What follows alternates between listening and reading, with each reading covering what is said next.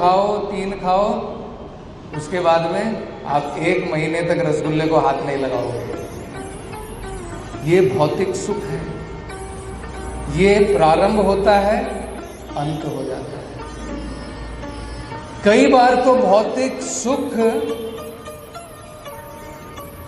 कष्ट का कारण बन जाता है। जो सुख से प्रारंभ होता है और कष्ट का कारण बन जाता है। प्रभुपाद जी एक इंसिडेंट बताते हैं। एक बार क्या हुआ, एक अमीर आदमी था, उसके पास में धन दौलत अत्याधिक थी, लेकिन फिर भी वो सोचता था कुछ शॉर्टकट बना के क्यों ना और इसको मल्टीप्लाई किया जाए। ये जो है लोभ होता है। बैंक में हमारा बैलेंस 0 बढ़ाने की हमें जो है बहुत आदत लगी रहती है। पासबुक देख करके कब इसके अंदर में 1 0 से 2 0, 2 से 3 1000, लेकिन उसमें कोई जो है संतुष्टि नहीं है।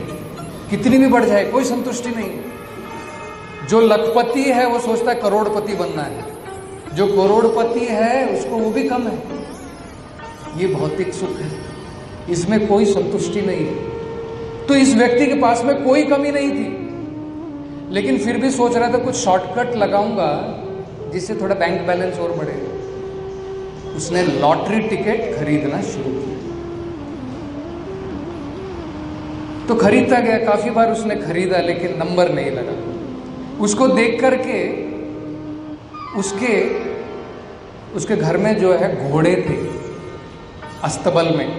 तो घोड़ों की देखरेख करने वाला एक काम वाला था जो घोड़ों की देखरेख करता था। उसको भी लगा भाई क्यों ना मैं भी थोड़ा अपनी किस्मत आजमा लूं, मैं भी देख लूं कहीं मेरी लॉटरी लग जाए। तो उसने भी जो है कुछ टिकट खरीदने शुरू किए। तो एक दिन आया, बड़ा खुशी खुशी जो है जो मालिक था वो आया। उसने कहा कि भाई बहुत बड़ी खुशखबरी है, मेरी लॉटरी तो नहीं लगी। उसको अपने जो है जो उसका काम वाला था जो घोड़ों को साफ करता था, तुम्हारी लॉटरी लग गई है, तुम्हें सीधा 1 करोड़ का इनाम मिला है। वो खबर सुनते ही इतना खुश हो गया, उसको हार्ट अटैक आ गया।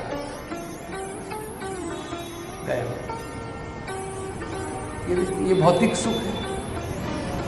भौतिक सुख में सुख भी दुख का कारण बन जाता है, लेकिन आध्यात्मिक सुख उस प्रकार का नहीं है। इसलिए जयदेव गोस्वामी कहते हैं सुखदम, भगवान की कथा, उसमें इतना सुख मिलता है। हम लोगों के लिए ग्राम्य कथा में बहुत सुख मिलता है।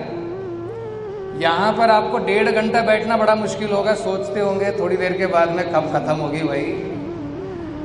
लेकिन अगर हम लोग आपस में बैठ जाएं, पॉलिटिक्स की बात करें, स्पोर्ट्स की बात करें, घंटों घंटों बीत जाएंगे। हमें ग्राम्य कथा में ज्यादा सुख मिलता है। लेकिन भगवान की कथा जो है, अगर हम उसमें थोड़ा इंटरेस्ट लें, आनंद लें, तो इतना सुख मिलता है। भागवत में बताया है, हजारों साल तक सूत गोस्वामी और उनके साथ में बहुत सारे साधु संत महात्मा 1000 साल का उन्होंने यज्ञ किया नैमिषारण्य में। वहां पर लगातार भगवान की कथा सुनते रहे। हमने 1000 साल के लिए नहीं लगाई है, 3 दिन राम कथा लगाई है। इसलिए ये कलयुग है। परीक्षित महाराज जो है, उनको देखिए कितना आनंद है भगवान की कथा में। 7 दिन लगातार बिना खाए पिए। अगर मैं आपको कह दूं कि भाई कथा के बाद में प्रसाद नहीं है, तो शायद आधे लोग तो खड़े होकर के चले जाएंगे।